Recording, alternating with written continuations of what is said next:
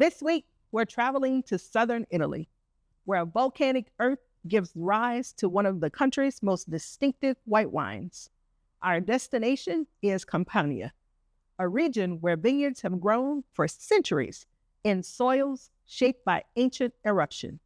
Here, beneath the influence of nearby Mount Vesuvius, wines push deep into mineral-rich ground, drawing character from a landscape marked by fire. And today, that story unfolds through a wine that carries both freshness and depth. Greco di Tufo. This isn't a wine built only for lightness. It arrives with presence.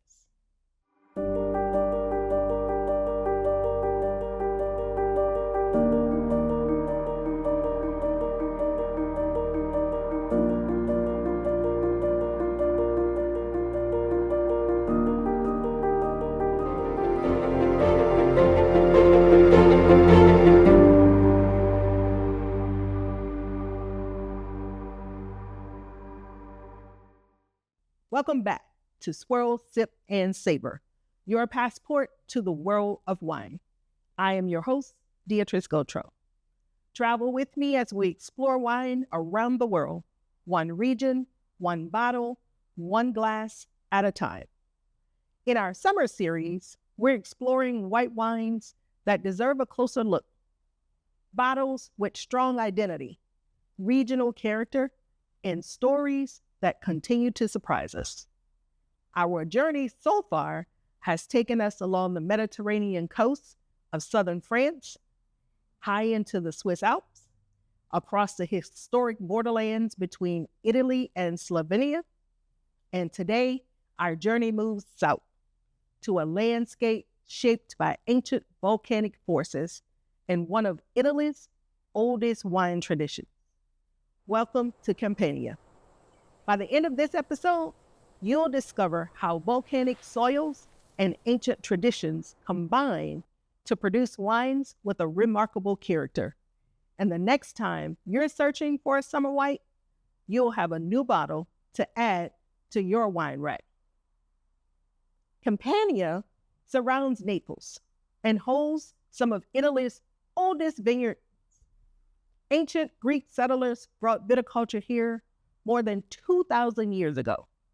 They called this land Anitria, the land of wine. And even now, the landscape still feels dramatic. Volcanic slopes, rolling hills, and mineral-rich soil shaped by centuries of eruption. The grape we're exploring today, Greco. It's believed to have been introduced to southern Italy by Greek settlers thousands of years ago. Over time, it's found its ideal home in the hills surrounding the town of Tufo. Today, wines produced in this area carry the name Greco di Tufo. It's known for producing white wines with structured minerality and impressive aging potential. Unlike many summer whites, which are light, Greco often show more body and complexity on the palate. In the glass, it reveals oftentimes citrus, apricot, almond, subtle smokiness, some mineral notes. It's a grape that begins with freshness and then slowly reveals its depth. Feudi di San Gregorio has played an important role in bringing renewed attention in southern Italy's historic grape varieties. Founded in the heart of Campania, the winery has helped reintroduce grapes like Greco, Fiano, and Agliano to modern white drinkers today. The Cutizzi bottling is one of its most recognized expressions of Greco di Tufo. The vineyards near Tufo sit on soils rich in volcanic minerals and sulfur, elements that lend subtle, smoky, flinty notes to the wine. The result? A white wine that feels both vibrant and layered. So let's get into the layers. If you're tasting along with me, let's look at the appearance. Medium lemon in color. Notice the others were pale lemon. This is more medium in color. It's got bright golden reflections toward the rim. On the nose, ripe lemon, apricot. I get the hints of almond. That subtle mineral character begins to emerge as you swirl. Let's see what it's like on the palate.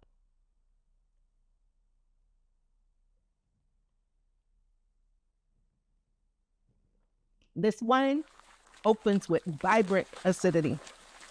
You feel the mouth watering immediately. If you're tasting alongside me, tell me what you notice.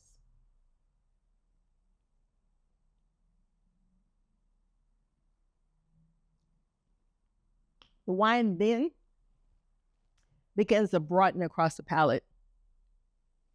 This wine typically has more weight than most summer whites, which gives it quite authority in the glass. I get flavors of citrus and stone fruit on my palate. The minerality definitely comes across the palate. The finish, it's layered and it lingers. This wine is both refreshing and substantial. Great expression of the great Greco. Some of the world's most distinctive wines comes from volcanic soils. These soils, they drain easily and they're rich in minerals. That's why we get the minerality in the glass. It forces vines to send their roots deep into the earth in search of water nutrients.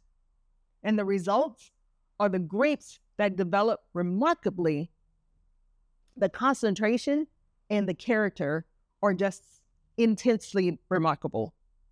Greco di Tufo is one of Italy's most compelling examples of how volcanic terroir can shape the personality of a wine. Try pairing it with foods that can match its structure. It's not afraid of a roasted chicken, some grilled seafood, pasta with some clams. The foods have enough presence to meet the wine without overpowering it. The acidity in the wine, it actually refreshes the palate, but the texture is what allows it to move comfortably besides richer dishes like that pasta. If you've had Greco di Tufo, tell me what stood out to you most. What did you pair it with? This wine tells us that wine can carry both freshness and depth, but also has a quiet, that depth, it just lingers. Wines like this remind us how much remains to be discovered beyond the familiar shelf. So the next time you visit your local wine store, ask for something different. Be bold. Add Greco di Tufo to your list of wines. It's definitely worth looking for. Next week, join us as we continue west to one of the world's most iconic wine regions, and my favorite, Bordeaux. It's known for its legendary red blends, but it's also home to some of the most elegant white blends in the world. And we're going to taste one next week. So join me. But until then, the glass tilts, aromas rise, and we remember that wine is more than what's in the bottle. It is landscape, it is history, it is people, it is discovery. Cheers.